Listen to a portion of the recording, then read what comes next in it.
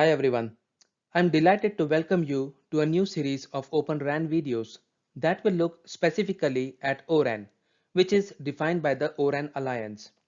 My name is Zahid Ghadiali and I am a Senior Director looking at technology and innovation strategy within Parallel Wireless. Over the next few months, I will be covering many different aspects of ORAN. In this video, first I want to quickly recap the Open RAN videos we did last year so that I do not need to repeat the things we have talked already about. Once we have done that, I am quickly going to introduce you to the ORAN philosophy and why we think ORAN will transform the way mobile networks have traditionally been deployed. Going back to the Open RAN video series that we did last year, in the first video, we looked at the Open RAN terminology, focusing on the difference between Open RAN and ORAN and the many different ways it is written. In that video, we also briefly touched on what exactly is the ORAN Alliance and how it was formed by a merger of CRAN Alliance and XRAN. While many people continue to use the term Open RAN and ORAN interchangeably, we argued that there is a difference in the meaning in some of the cases. Take for instance Open RAN with and without the space between open and RAN. It means two different things. I wouldn't be covering that in this video, but please look at the short and sweet video we did last year.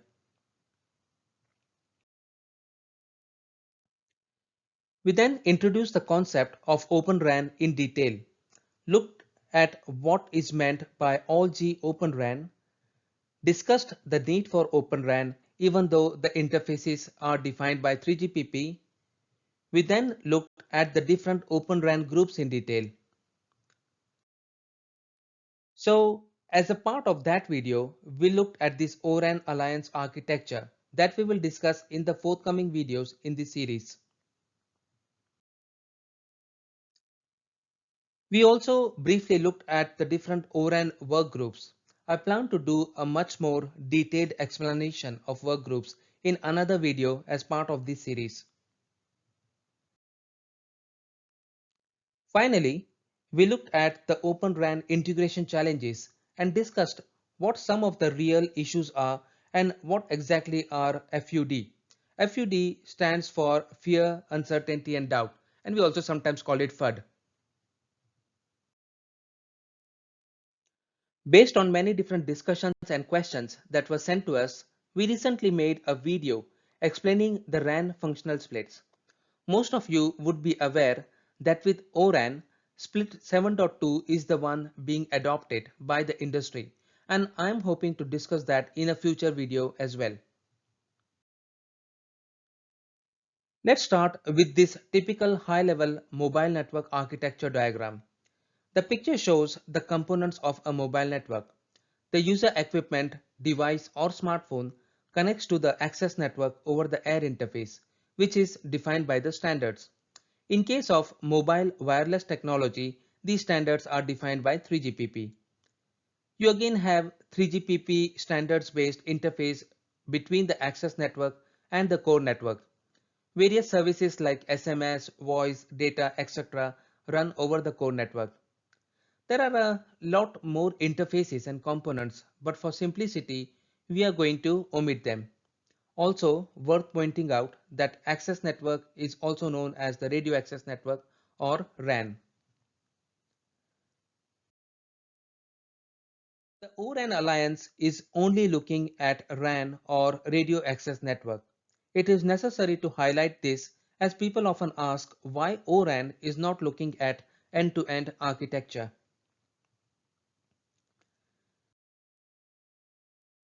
So let's make the access network a bit bigger as this is our focus in this and the other forthcoming videos. While ORAN Alliance make it clear that the specifications are applicable for non-virtualized, that is physical infrastructure nodes, as well as to virtualized and containerized network platforms, I am going to keep referring to the virtualized infrastructure and architecture. Once I show the actual O-RAN architecture, I will use the O-RAN Alliance terminology, so it should make it easy to understand.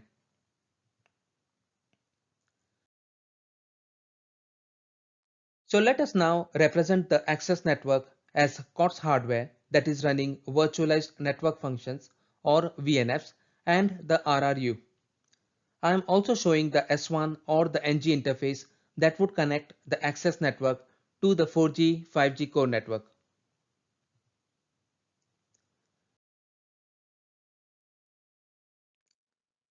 Let us now introduce the Near Real-Time RAN Intelligent Controller or Near RT RIC. I am planning to do a video just looking at this in detail. In brief, this is defined by ORAN as a logical function that enables near real-time control and optimization of RAN elements and resources via fine-grained data collection and actions over E2 interface. So a couple of things to unpack here. First is why near real-time rather than actual real-time. There are different control loops that operate within the network.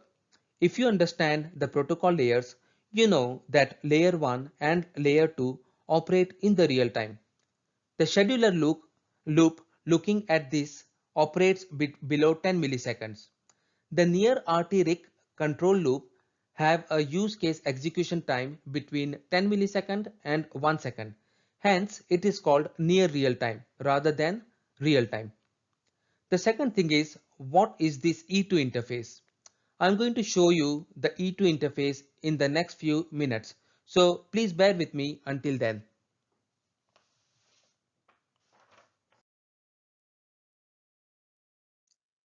Then we have the non-real-time RAN intelligent controller or the non-RT RIC. I just talked about the control loops. For the non-RT RIC, the control loop is 1 second or more. This non-RT RIC is defined as a logical function within SMO that drives the content carried across the A1 interface. SMO is a service management and orchestration system.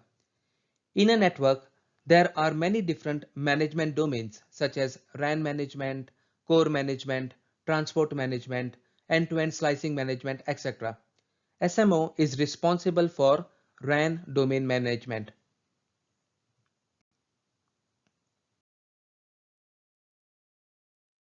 SMO and non-RT-RIC will be covered in detail as part of another video, but it is important to highlight that SMO performs its services through four key ORAN defined interfaces, as you can see here.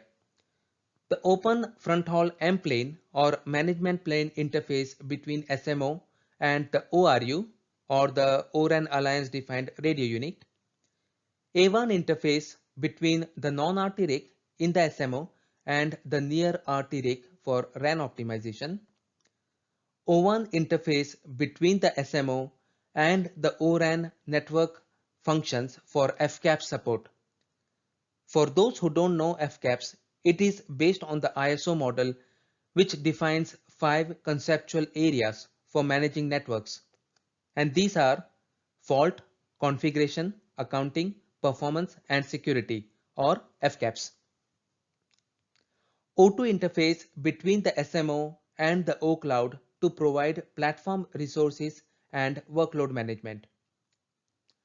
The ORAN Alliance defines OCloud as a cloud computing platform comprising of a collection of physical infrastructure nodes that meet ORAN requirements to host the relevant ORAN functions, the supporting software components, and the appropriate management and orchestration functions. This is how a 5G network can be represented in the ORAN architecture. Notice the 3GPP defined interfaces. E1 interface between the CU-UP and the CU-CP and F1 between DU and CU. All the DU and CU nodes are called E2 nodes and have an E2 interface with the near RT-RIC. The near RT-RIC hosts one or more XApps that use the E2 interface to collect near real-time information on a UE basis or a cell basis and provide value-added services. The near RT rig control over the E2 nodes is steered via the policies and the enrichment data provided by non-RT rig via the A1 interface.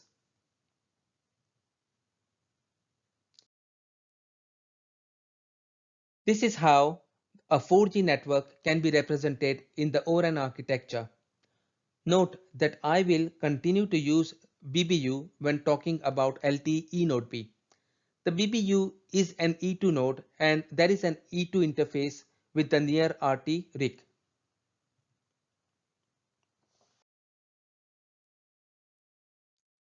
The ORAN Workgroup 1 architecture description document provides the diagram shown as high-level view of the ORAN architecture. We have already discussed the interfaces.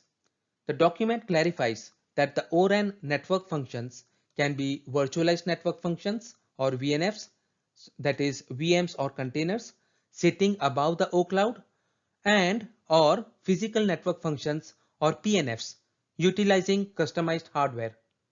All ORAN network functions are expected to support the O1 interface when interfacing the SMO framework. It is important to understand here that every component you see here can be supplied by the same or a different organization and is replaceable by another of its kind. This is what makes this approach and architecture so powerful.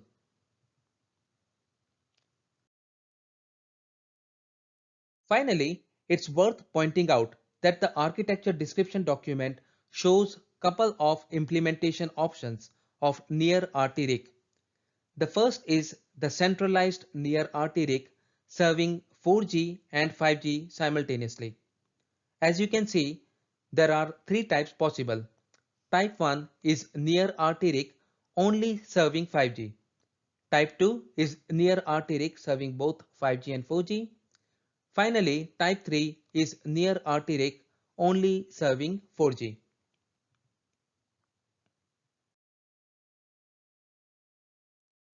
The second type of architecture is the distributed near RT-RIC. In this case, there is one physical near RT-RIC which can consist of one or more logical near RT-RICs. Each logical instance can serve an E2 node as shown.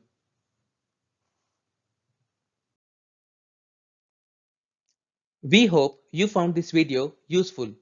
Feel free to let us know what worked and what didn't, and if there are any specific topics on ORAN that you want us to cover. We will consider your feedback when planning further ORAN videos. In the meantime, keep safe, thank you for watching, and look forward to seeing you on our channel again. Goodbye.